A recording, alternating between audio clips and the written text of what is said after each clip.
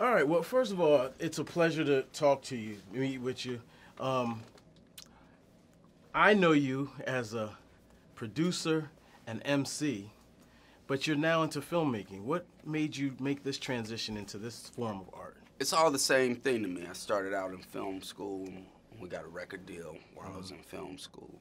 And, you know, as you know, like, you might know that a lot of our songs are very steeped in storytelling. Like, we'll have an 8-minute long song just so that we can tell the story. Right. Yeah. So we had Me and Jesus the Pimp in the 79 Granada last night, and Fat Cats and Bigger Fish, and we also had like a whole bunch of songs that trail together as one story. So it's always been something, and I've always had something to do, you know, large parts of our videos, and only co-directed one of them, but you know, it's always trying new things and expanding the things, and the cool stuff has always been very visual, and even when we perform at certain times theatrical.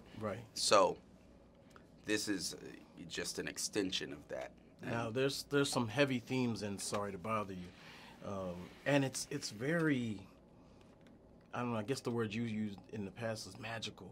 What made this come out this way in your brain? Well, I mean,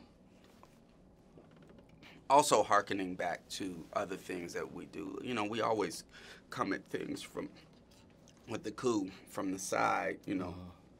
Like, instead of saying, making a song like, fuck everybody who kisses the boss's ass.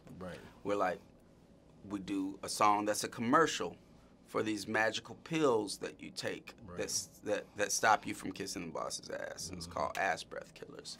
You know, or what, you know, you know, so with this, I set out just with the idea that there was going to be a story that happens on a telemarketing floor, and there was going to be some kind of struggle that the main character needed to figure out what side he was on.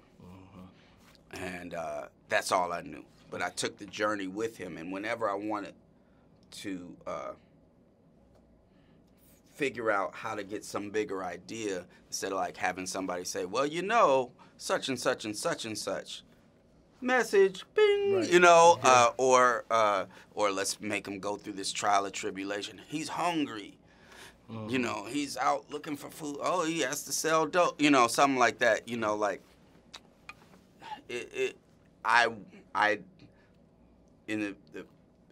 found that a very effective way was for me to bend reality at those points, that in a way that not only made the point, but highlighted the parallel point in our reality outside of the movie.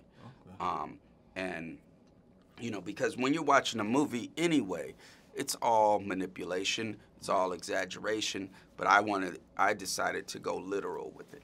Okay. And last question, when's the last time you used your white voice? Real quick.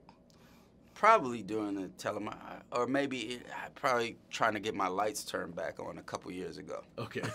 Thanks a lot.